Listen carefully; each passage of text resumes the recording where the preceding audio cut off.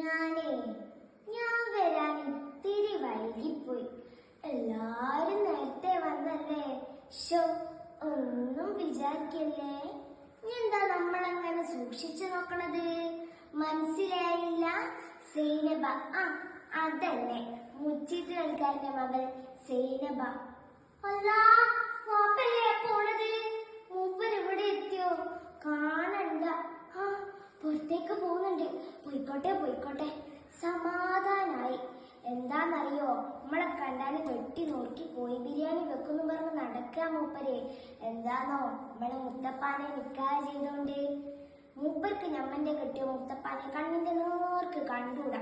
നിങ്ങൾക്കറിയാലോ എന്തൊക്കെ പുക്കാറുണ്ടാക്കിയിട്ടാ ഞമ്മള് മുത്തപ്പാനെ കെട്ടിയതെന്ന്. എന്നിട്ടോ ദേഷ്യം മുഴുവൻ ഞമ്മളോടാ. എന്താണോ, മൂപ്പര മുച്ചിട്ട് വെളിയിൽ പൊട്ടിച്ച നമ്മളല്ലേ, അതിന്റെ ദേഷ്യം ആന്ന്.